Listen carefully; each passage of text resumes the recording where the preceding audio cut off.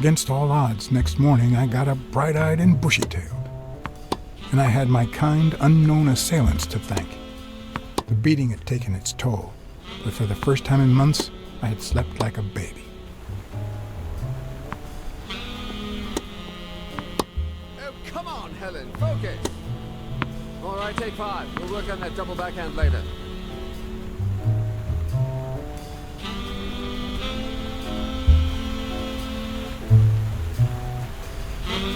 Well, Mr. Blackmore, what can I do for the FBI?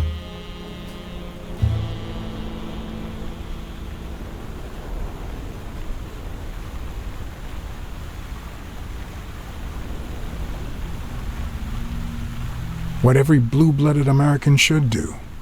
Ride the wave of success, on a global scale if possible. Yeah, sure. We have to beat those commies on every battlefield, be it in Korea, a clay court, or Wimbledon. But that's not what you mean, right?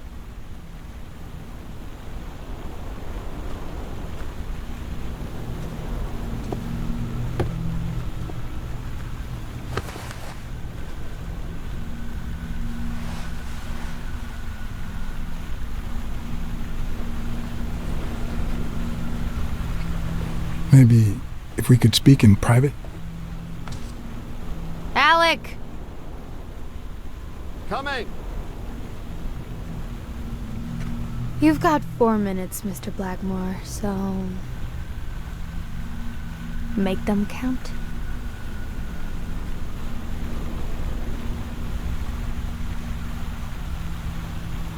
They say you're currently involved with Al Stone, the boxer.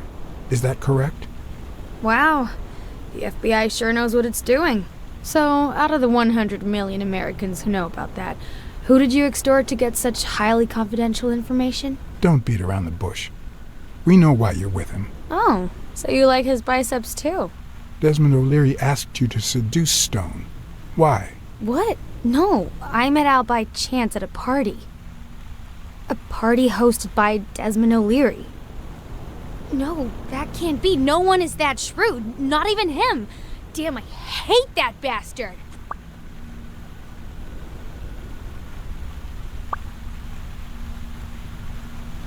We know about you and Desmond O'Leary. Wow, your sagacity never ceases to amaze me. Wait, I get it. They must wrap your FBI sandwiches in gossip magazines. The thing is, well... You see, I'd love to wipe out that part of my past, but whatever. Do you have any regrets? Ads pay more than trophies. Can you believe it? Being associated with such a shady character can only damage my reputation. Trust me, never get involved with a married man. We're aware of at least 6 rigged games during your first year as a professional player. And? You won all of them. Are you trying to offend me? I give my all on the court. I can't be held accountable if my rivals don't do the same. Go interrogate them. In any case, now I know why you mentioned O'Leary. What do you really have against him? And don't say illegal gambling. O'Leary is a murderer. Every criminal organization has blood on his hands. His is no exception. And we have proof. I'm serious, Miss Moore. America can't afford to let anyone shake its foundations like that. And America's sweetheart can't afford it either. Help us out. Talk to us. And why should I, Mr. Blackmore? What do I stand to gain or lose?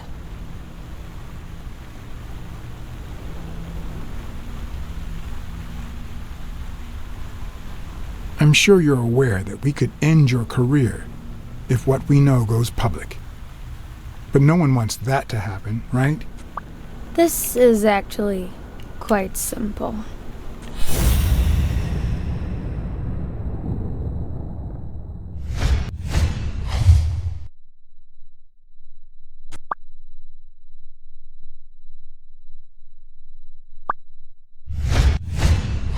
One lucky gal.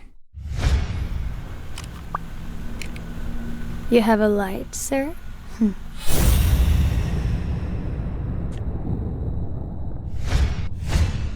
The pearly white teeth of someone who barely smokes. Am I making her nervous? Damn.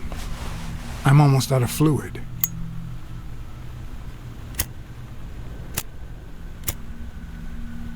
Wanna know my trick? Go down to start, then up with it, and then down again.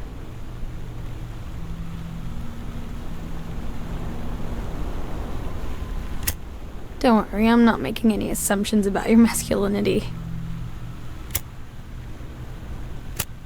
Almost.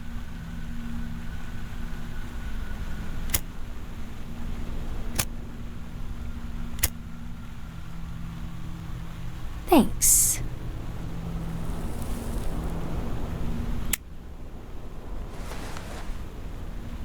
I don't know what you want me to say.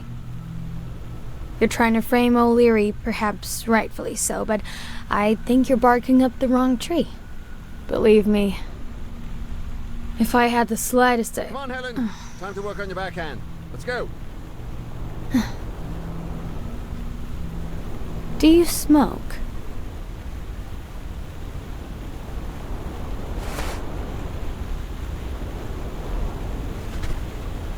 Nice meeting you, Mr. Blackmore. Did you bring my water?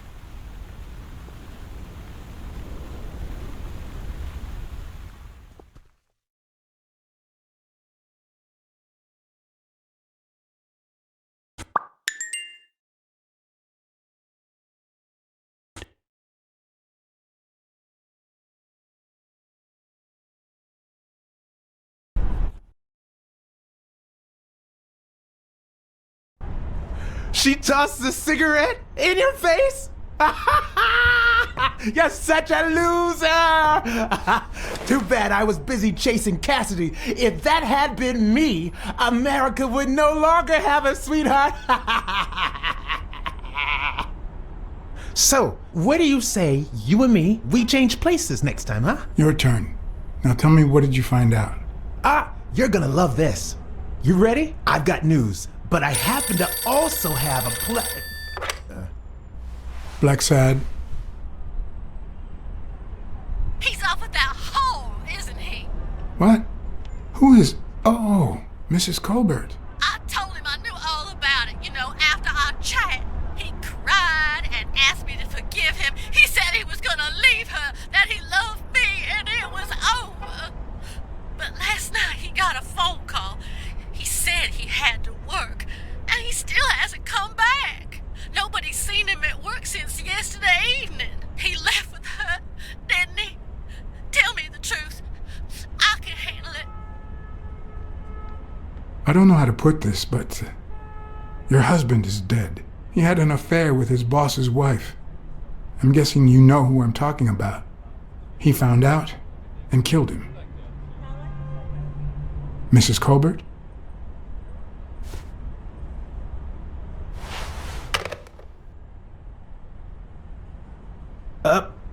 But what just happened? Is there anything you didn't tell me? Maybe. But now it's your turn. Tell me about Cassidy. Come on, spit it out.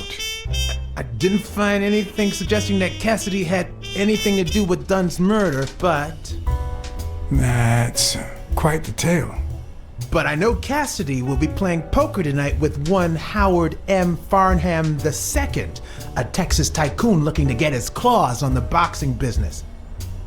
I also know that he and Cassidy have never met in person, and that Farnham, who's staying at the Balford Hotel, hasn't left his room. Apparently, he spent the night with 3 bottles of bourbon. So, here's my incredible plan. I'll go to the hotel, I'd knock him out, and then take his place in the poker game. That way, I'll get Cassidy talking. What do you think? Incredible, right? Didn't we agree that you would handle Helen Moore while I dealt with Cassidy next time? No?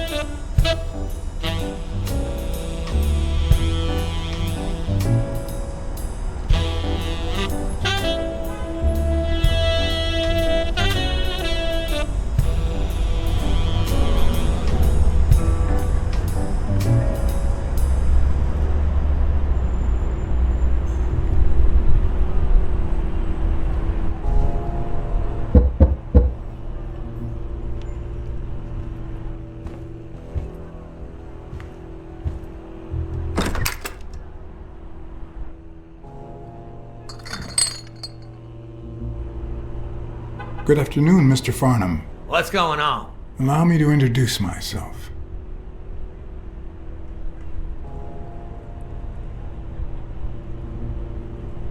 I'm John Blackmore, director of the Balford Hotel. We like to make our distinguished guests feel welcome. Please accept this small token of our appreciation. Oh, sure. I was fixing to leave, but I guess them monuments ain't going anywhere. Well, come on in then. Getting in Farnham's room was easy. Earning his trust was another story.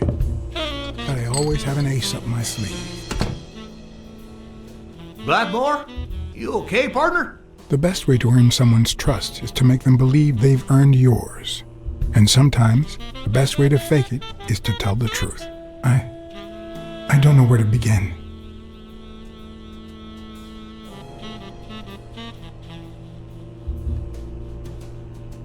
They killed my girlfriend. And no matter how hard I try, I just can't let go. And those bastards paid for what they've done to you, boy. They paid. Well, good. Honor's being restored, and sure enough, our good Lord will see to it that they burn in hell. You need to move on, partner. Plenty of lookers out there. Find yourself a charming lady friend, even if it costs you a pretty penny. One of the tricks of this trade is to be wary of the biases we all have. They cloud our judgment and blur the person in front of us, painting them with the shades of our preconceived notions of who they should be. But every once in a while, you run into someone so locked in personality that they can only be regarded as a stereotype. Farnham was a disgrace, not only to himself, but to Texas and the entire human race. To think I had to impersonate him. I wish I was like you. You seem so content, so free of burdens. Stop right there, partner. You think this old dog don't have ticks? Let me tell you something about my first wife. Woo-wee! Once I had gained Farnham's trust,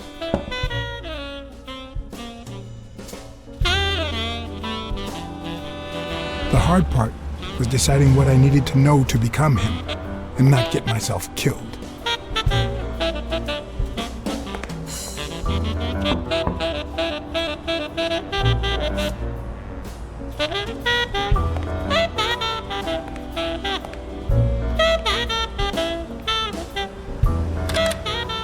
What can I do for you, sir?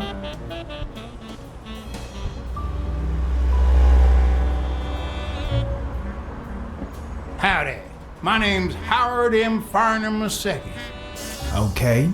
Should I know you? What can I do for you, sir? I'm here to play me some poker. You got the wrong place, sir. Did you miss the barbershop sign above the door? You have a good evening, sir. Wait,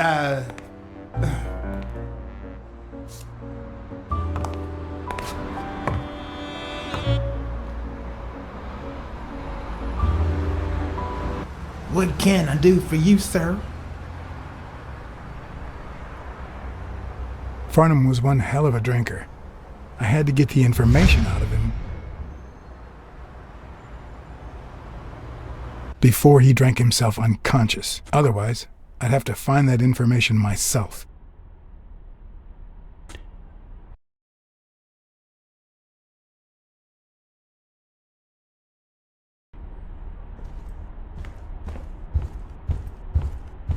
Ding Dong? Interesting name for a town.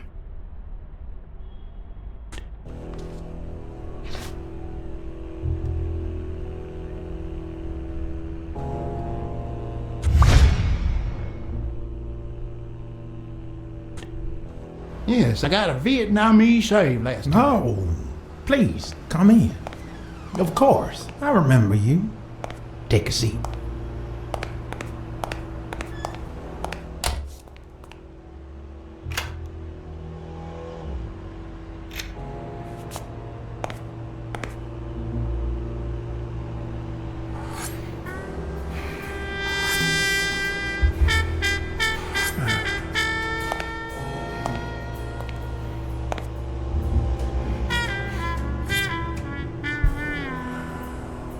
I'm sure you'll understand we can't be too careful. Our host has many enemies, and someone has to keep them at bay. Sure, I get it. I'm glad to hear that. Now, please answer my question. How much does it cost to get yourself a clean Vietnamese shave?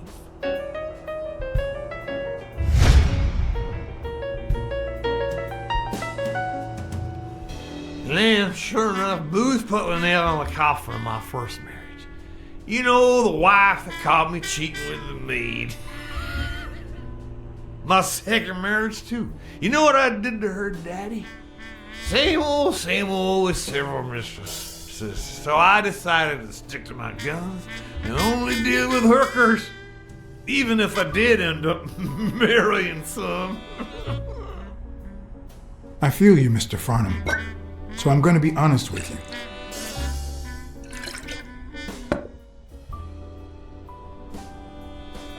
There's a boxer who has it in for me, and I don't know who to turn to. What I wouldn't pay to get rid of that bastard. Well, you just found yourself a pot of gold, Barrymore. I'm playing poker with a boxing hot shop this very night. Really? Any chance I could get in? Ooh, I doubt it, boy. I paid 10 years worth of your salary fixing to play that game, and that's no more than petty cash to me. Petty cash, to be honest. I asked you how much. Of course, they gave me my receipts. These things I am, boy. Wait, I'll show you. I got it somewhere. Just a sec. I'll get it. I just put it over. I think I'll be right back.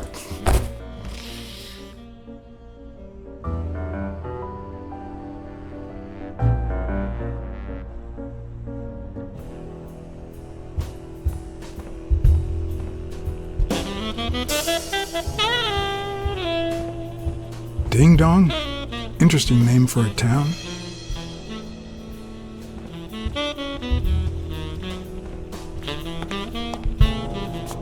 They smell like a party.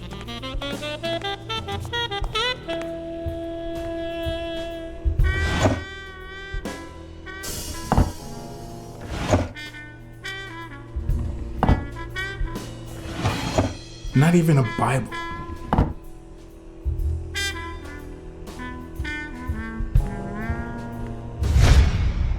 I told you, nothing more than petty cash.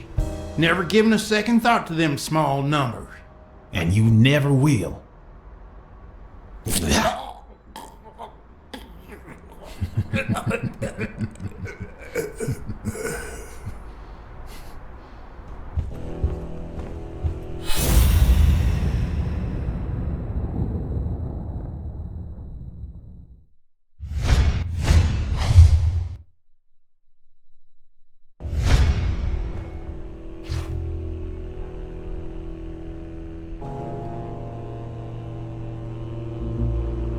Why didn't you just say you had the receipt in your pocket?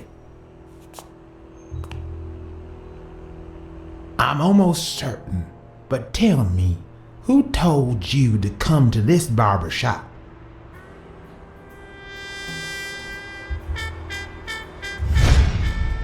Let me tell you a little secret about my first wife, sonny boy.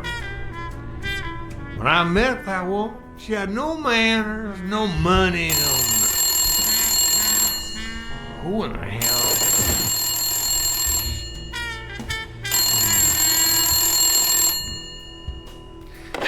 Farnham. My God, if it ain't the hero of the day.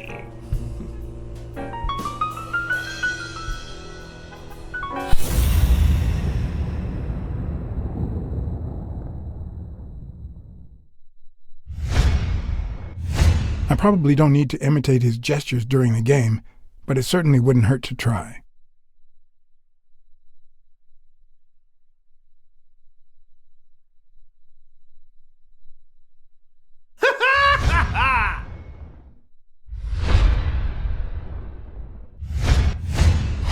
It's not going to be easy to sound Texan, but I'll give it my best shot.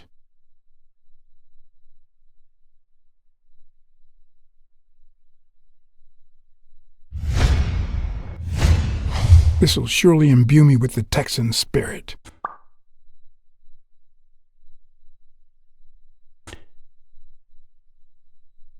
I'll be damned.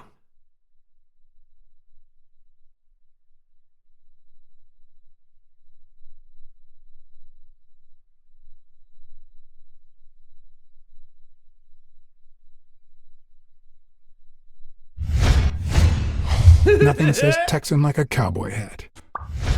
Yes, sir. Sure enough, I'm fixing.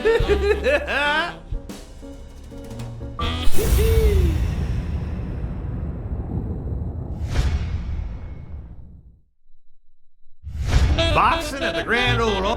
Anyway, Kenny, thanks for fixing the game with Cassidy.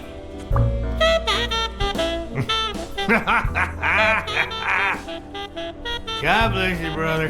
The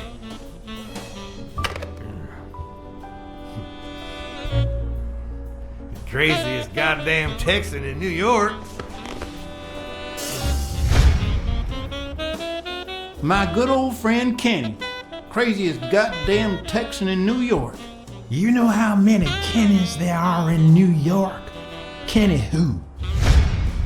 So besides when and where the game will be, the password, and the money Farnham dished out, what else do I need?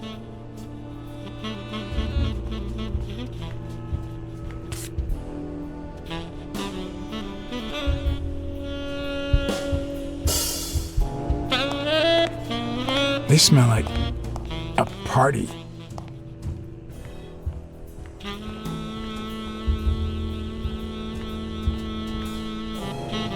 Ding Dong? Interesting name for a town.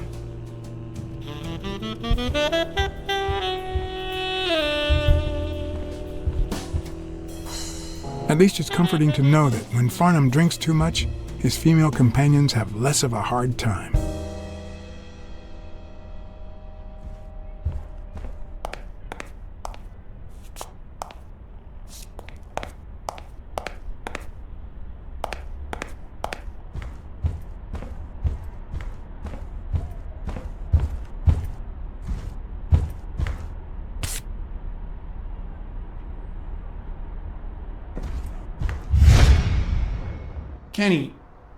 Kenny.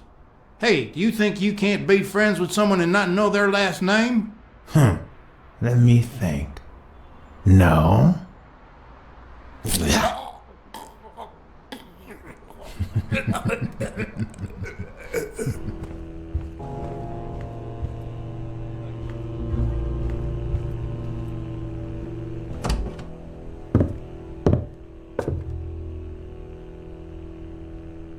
Luckily, there was only one Kinney in Farnham's address book, Kinney Eakes, residing at...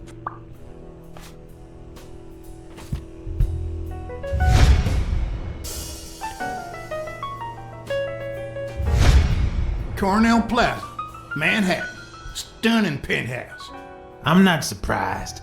Mr. Eakes has excellent taste. Do you happen to know what he asked for the last time he was here?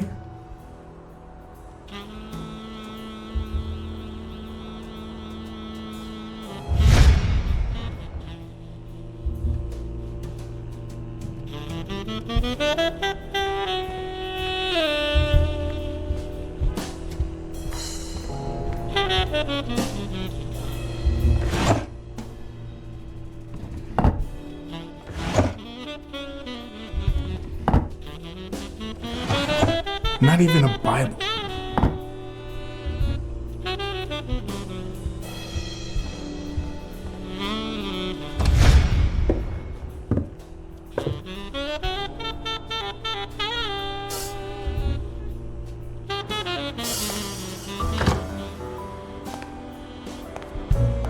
Don't tell me, Billy Pop. This here is my new friend Father. Am I right?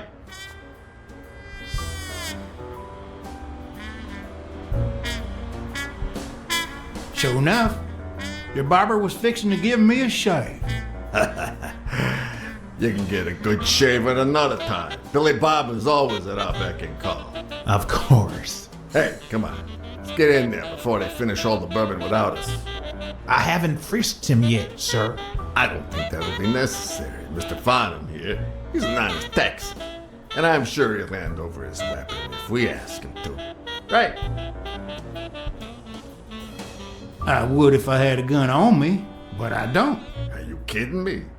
An unarmed Texan?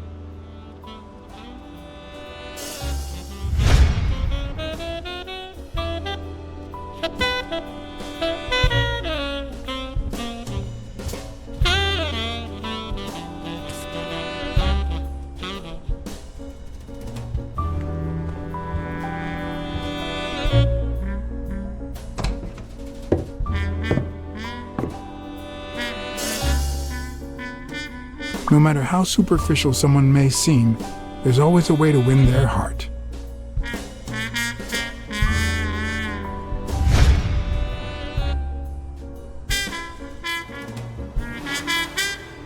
It'll be my pleasure.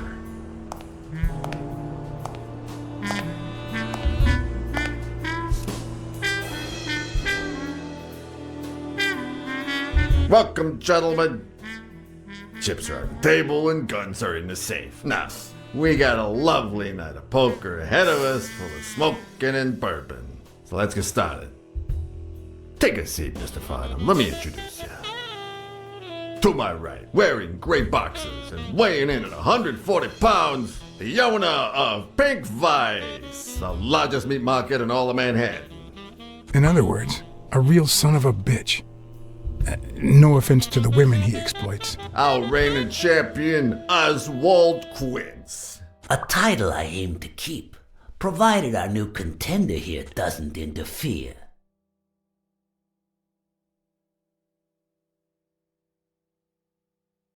Well, I'll do what I can. Now you got me worried. Never trust a humble player.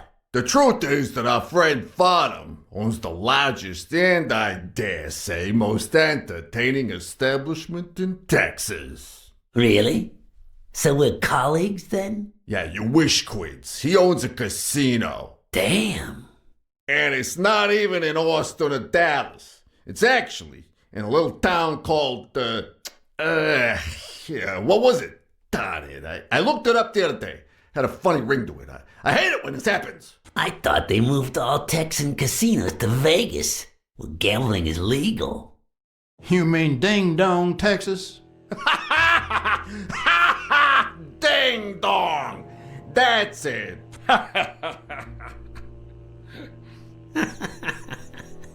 Who'd ever think of a name like that? Well, casino or no casino, let's just hope he doesn't keep as many aces up his sleeve as the late Ventimiglia, huh? Amen. To my left, wearing brown boxers and weighing in at 396 pounds, Frank, show some respect, huh? the hospitality tycoon, no.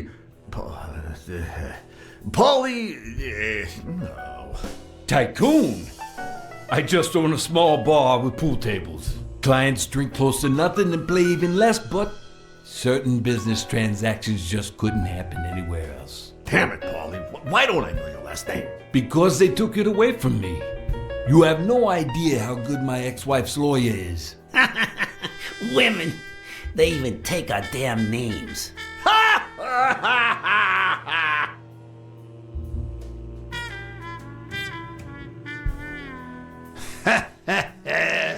You're too much, Paulie. When you're done sightseeing, why don't you drop by La Iguana for a game of pool, and I'll buy you a drink. But I have to warn you, my clientele isn't crazy about furry fellas such as yourself.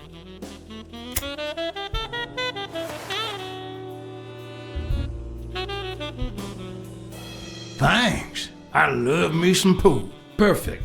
It'll be my pleasure. You're looking to start your own pool business, Farnham? This guy here wants to start a boxing association in Texas. Guess who he's turning to for advice? To be honest, several things got me worried, so I'd be much obliged for any counseling. So, what worries you?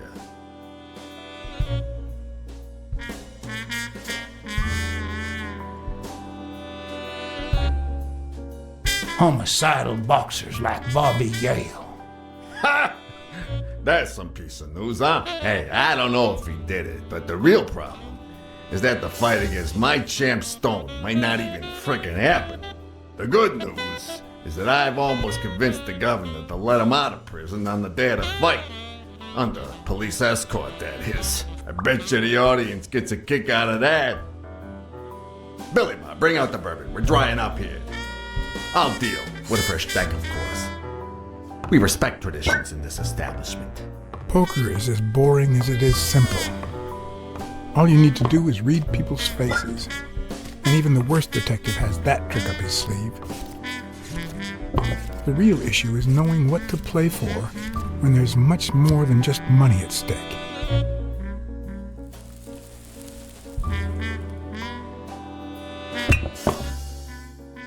Damn it! What, again? How many games have you won, Farnham? Looks like we got a serious contender. Hey, Quint, you better start unbuckling that championship belt. This ain't over yet. Mark my words. Farnham will be calling his wife before the night is over. Ha! Oh, hey, by the way, did you guys hear about Kenny's wife? Pretty tragic, huh? What happened? Oh, plain bad luck. Hey, but Farnham, I'm sure you know more about it than I do.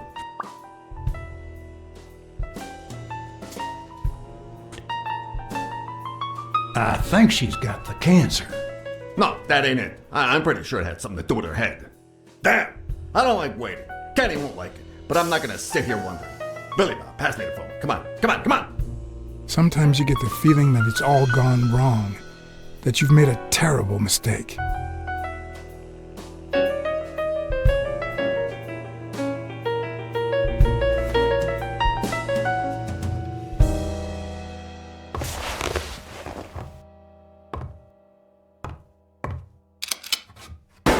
Sorry, did I say sometimes?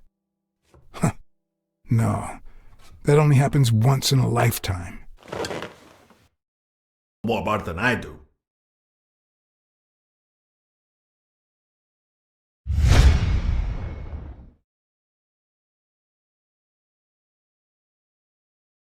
Anyway, Kenny, thanks for fixing the game with Cassidy.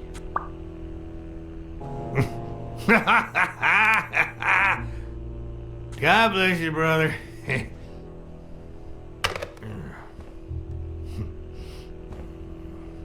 The craziest goddamn Texan in New York. And the poor fella's already got enough on his hands now that his wife...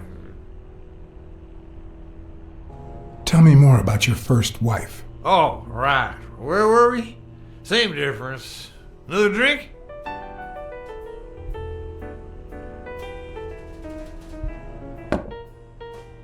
Oh, seriously, where were we? All right. We was fixing to have another drink.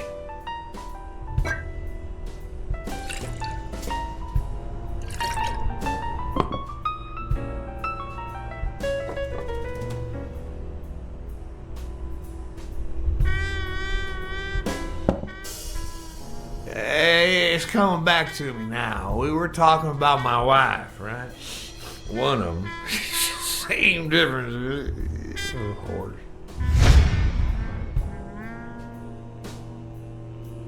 Damn! I don't like waiting. Kenny won't like it, but I'm not gonna sit here wondering.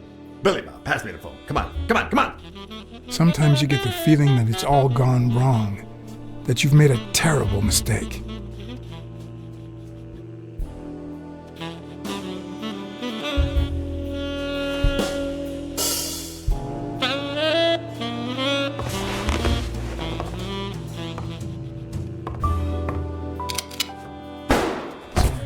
Did I say sometimes?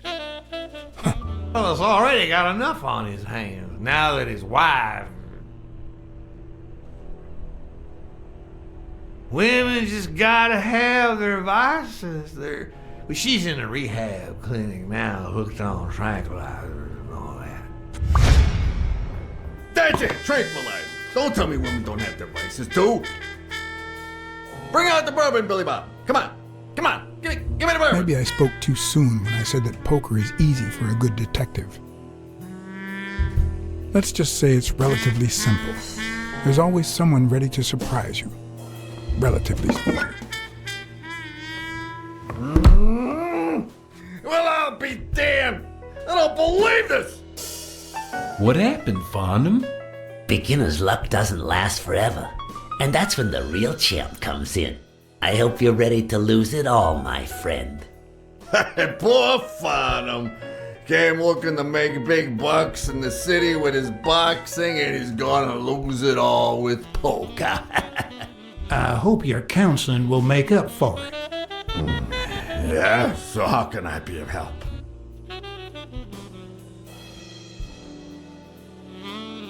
Rebel coaches like Joe Dunn. Oh, I see you done your homework. That bastard wouldn't accept the most basic rules. For example, banning boxers from official competitions when the managers don't belong to my association. Hey, don't get me wrong, I'm sorry for his death. But if they ever find the murderer, I'd be glad to pay his lawyer fees.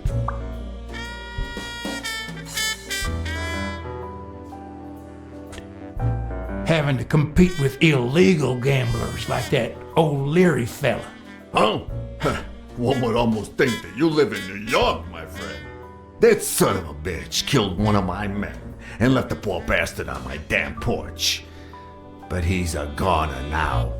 Ever since the sport got put on TV, people want a fair game, honest boxes, and no shady business. You can't break the law anymore like before. Nowadays, they gotta bribe those big network executives to negotiate for broadcasting rights. Come on, let's steal another hand before Quince accuses us of trying to break his winning streak. Ain't gonna happen.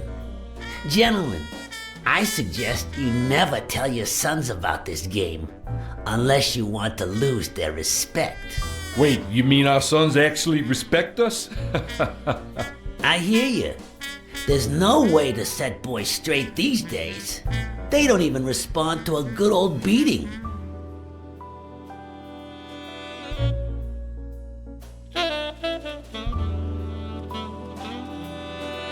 I dare say Texan boys do respond to a good beating.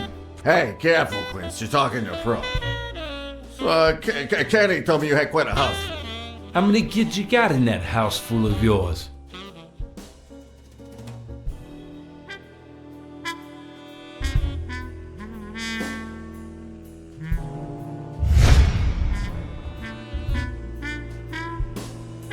No, that son of a bitch was about to choke on his own vomit.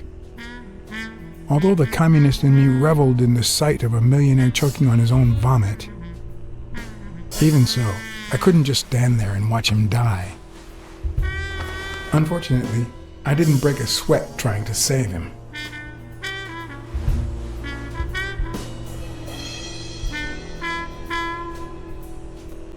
Stand there and watch him die.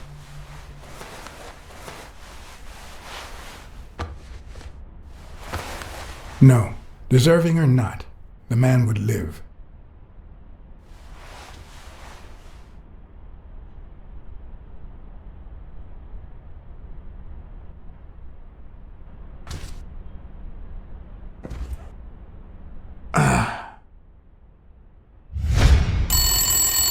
Six, well, that's something. I don't know how you deal with all of them. All boys? Does it have to be now? Oh, never let Quince near one of your daughters.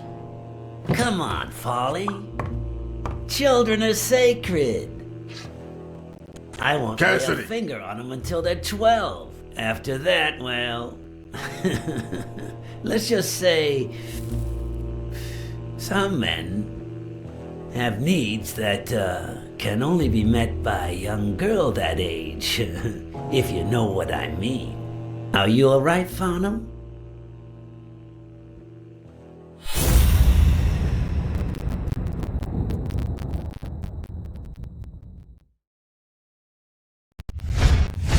That damn eagle represents the lowest scum of our society.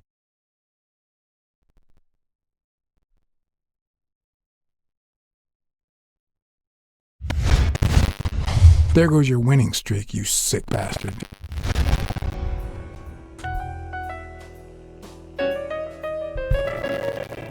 Sooner or later, the police are gonna bust your ass. What the hell are you talking about? I bet you're as bad at hiding those poor girls as you are keeping that ace up your sleeve. What? You lying piece of shit. Quay? Don't believe a word he's saying, Frank.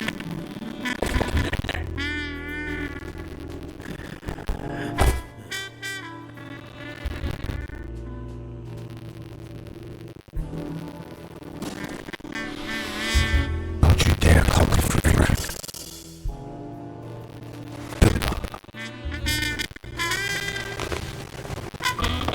It's 500 more. For washing up. It's a deal.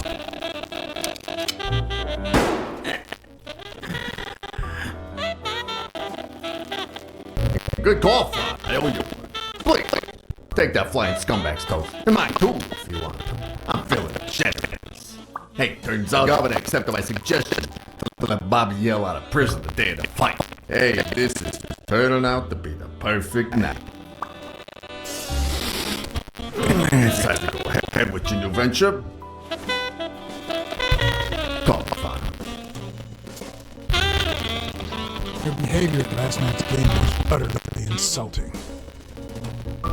Never contact me again to put an end to your pathetic life. If our common acquaintance should ask you about your business endeavors, tell him that boxing is too violent for you.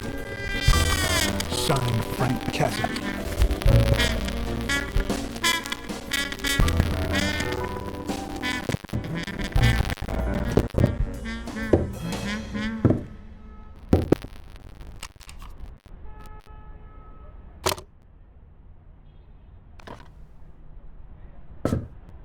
My own tracks would be covered the following morning when Cassidy read this note from Farnham.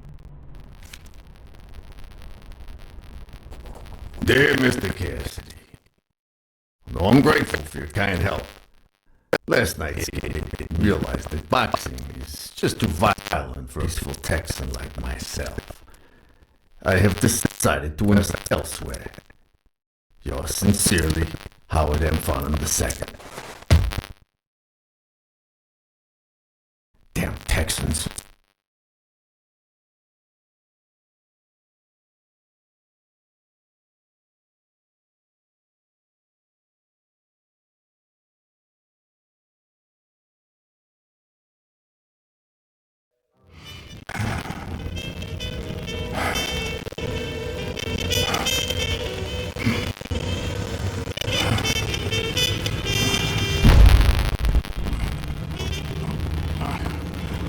As for me, it was the first time in days that I had gone to bed without my real shit.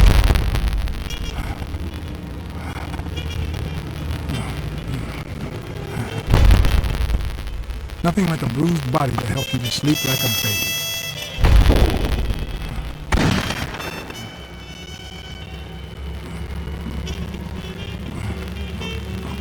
Maybe I should have given myself a break.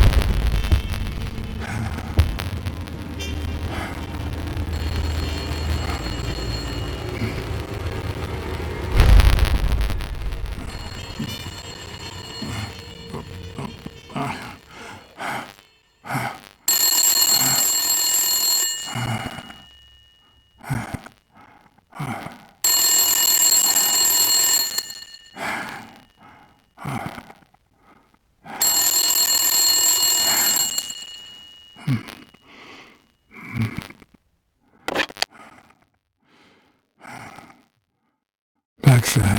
Finally, I need you at the gym. Now, please.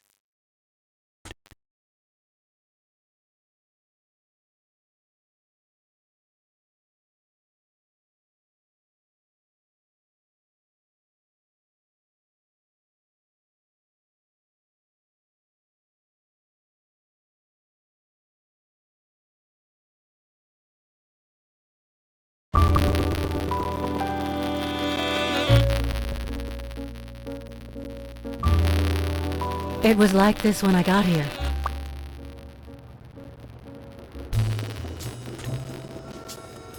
Did you call the police? No, only you. Good. Calm down. I'll take care of this.